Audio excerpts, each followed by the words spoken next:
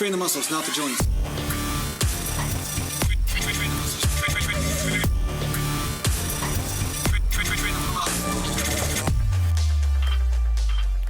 Welcome back to Natural Glam Bodybuilding, and today I'm going to talk to you a little bit about the right weight to use in order to grow muscle. Mountain. So this just came to me as I've been training lately with various weights, some heavy, some lighter, and I noticed that a lot of times I will choose lifting heavy with certain exercises, but then other exercises seem to be more optimal for muscle growth and for mind-muscle connection when I use lighter weights, such as 30 reps, 40 reps, 50 reps, and concentrate on the squeeze and so forth.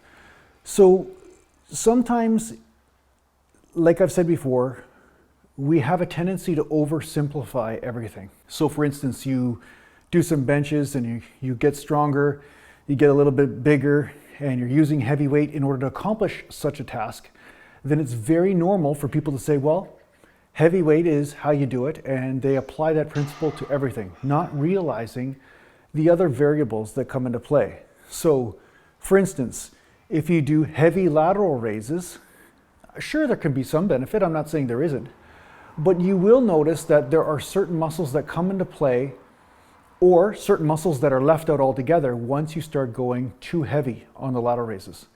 You start to not be able to maintain constant tension anymore, which changes the dynamic of the exercise. Again, doesn't mean it's worse, but it is different. And I notice that I get a better feel and a better delt pump when I use lighter and make sure that I squeeze the delts and continually maintain tension. So I don't bring the dumbbells in front of my legs, I just keep them out to my side and keep that constant tension. So when you realize this principle exists, then you can start applying it when it is appropriate. So say you're lifting heavy and you're just hitting a plateau, you're not able to get results when it comes to your arm curls or your lateral raises, well then you can also try lighter weights and try maintaining constant tension and doing the exercise in a way where this happens. And you'll notice that usually you need to go much lighter in order to do the exercise that way. So in this way, a lot of the old school bodybuilders were correct. They were correct about saying, hey, sometimes you need to go lighter and make sure that you're using, they call it proper form, but I would say constant tension form in order to grow muscle. So I've been doing just 50 pounds or 65 pounds for arm curls and really concentrating on keeping the arms bent and just straightening just short of lockout, but keeping that tension on there and just pumping those reps. And the biceps are just blowing up from it. So I'm finding that I'm getting a really good amount of tension there. Now the reason for this also is because sometimes when you're using heavier weight, if you have shoulders with some sort of labral tear like I do, what'll happen is the shoulder will get pulled down with the heavy weight, and then the bicep has to try to stabilize the shoulder but doesn't necessarily activate the same way. It becomes more of an isometric sort of thing instead of isotonic, which means that the bicep's actually contracting and relaxing properly.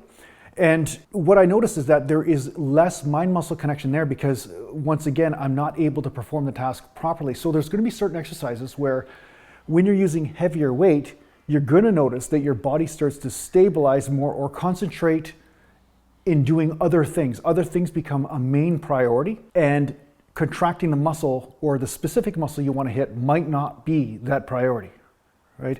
The other thing is when you're doing really heavy dumbbell curls or barbell curls, perhaps your front delt comes into it more once you go heavier, but when you're lighter, then the bicep is able to take most of the stress.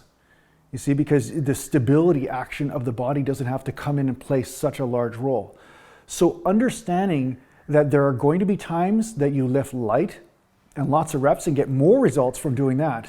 And then there are times where lifting heavy is more appropriate, or at least more applicable when it comes down to building overall mass, is very important. So don't worry about whether it's one size fits all, like heavyweight always or lightweight always. Just be aware that there may be factors that you're not aware of now that may be contributing to why you are growing muscle when you're using lighter weight, especially with your isolations, as opposed to having to go heavy all the time. So one thing to keep in mind is that maintaining constant tension is a principle worth applying, especially when it comes down to your isolation exercises. And you'll notice that you may be able to shatter plateaus that you've been on for a long time if you start doing that, rather than concentrating on just yanking around heavy weight all the time. I'm not saying you can't do heavy weight or you shouldn't do heavy weight. Once in a while doing heavy weight is great. And yeah, compromising form, whatever, I get that. That's good. You could still create an overall system of anabolic growth from that, but it's going to hit a point of diminishing return. And that's where I feel when you start pumping reps with constant tension, you're going to get that great synergy effect and start really growing muscle from that. Mountain. So yeah, I hope this helps you out in your training. Thanks a lot for watching. If you need to get a hold of me, just go to naturalglandbodybuilding.com, and thanks to the Patreon supporters. And yeah, check me out on Rumble. If you want to see some of my workout vlogs, I'll have them on there. And yeah, I'll see you there as well. Mountain.